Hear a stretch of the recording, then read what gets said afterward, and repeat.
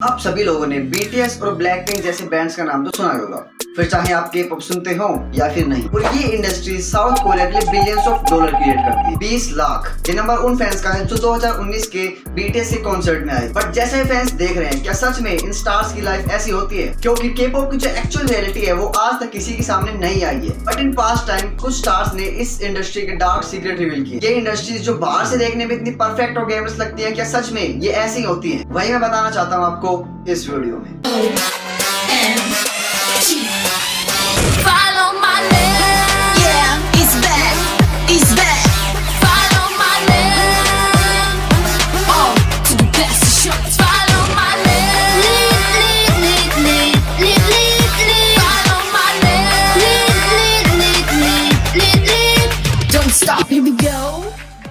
K-pop आज world wide famous है और इसकी इसी पॉपुलैरिटी को देखकर आज बच्चा K-pop आइडल बनना चाहता है। Which is your favorite K-pop group?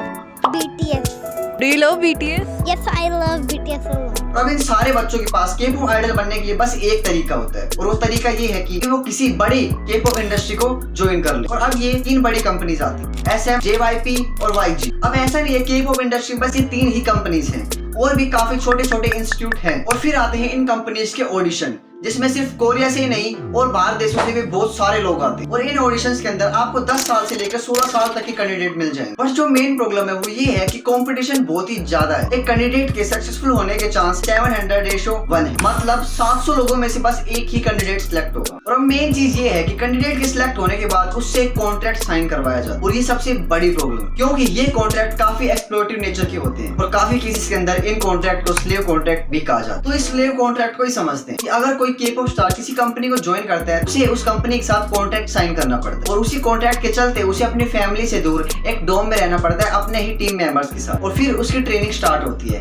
जहाँ उसे सिंगिंग, रैपिंग, डांसिंग जैसी स्किल सिखाई जाती है। इन कॉन्ट्रैक्ट की सबसे बड़ी प्रॉब्लम वाली बात यह है कि इनका ट्रेनिंग टाइम पीरियड, ये पीरियड मिनिमम 4 to 5 इयर्स तक का होता है। बट कमाल की बात यह है कि इन कॉन्ट्रैक्ट्स के अंदर इन K-pop स्टार का ट्रेनिंग टाइम पीरियड कैलकुलेट नहीं होता। जैसे एग्जांपल के लिए फेमस बैंड BTS को लेते हैं। BTS जिसका कॉन्ट्रैक्ट था बिग हिट एंटरटेनमेंट के साथ 2013 से लेकर 2019 तक, जिसे अब रिन्यू किया गया है 2026 तक। और ऐसे बहुत से फेमस ब्रांड है, ब्लैकपिंक, ट्वाइस, एक्सोन, मॉन्स्टा एक्स जैसे फेमस स्टार्स अपने कंपनी के साथ एटलीस्ट 8 ईयर के कॉन्ट्रैक्ट में बंधे हुए हैं। इन K-pop स्टार्स की लाइफ का पूरा कंट्रोल इनकी कंपनीज के पास ही होता है। उनकी एंटरटेनमेंट एजेंसी ही डिसाइड करेंगी वो क्या खाएंगे, वो कैसे दिखेंगे और वो कितना काम करेंगे। और इन्हीं स्लेव कॉन्ट्रैक्ट के चलते उन्हें एक बहुत ही हार्ड और एक्सपर्टिव ट्रेनिंग से भी गुजरना पड़ता है। और एक और चीज जिसकी वजह से सारे K-pop स्टार्स इतने फेमस है वो है इनकी ब्यूटी। और K-pop की ब्यूटी की डेफिनेशन भी सारी दुनिया से अलग है। उनके लिए ब्यूटी का मतलब नेचुरल ब्यूटी नहीं होता। K-pop की ब्यूटी स्टैंडर्ड में Visio line, clear face, big eyes, small face. और इन्हीं ब्यूटी स्टैंडर्ड्स को मीट करने के लिए इन K-pop स्टार्स को प्लास्टिक सर्जरी भी करवानी पड़ जाती है। और ये ट्रेंड बहुत ही कॉमन है और ये सब कुछ भी इन एजेंसीज के प्रेशर में ही होता है। इसी तरह K-pop की फिटनेस की डेफिनेशन भी आउट ऑफ द वर्ल्ड है। आपके और मेरे लिए ओवरवेट का मतलब ये होता होगा, लेकिन K-pop इंडस्ट्री में ओवरवेट का मतलब ये है, हाँ ये।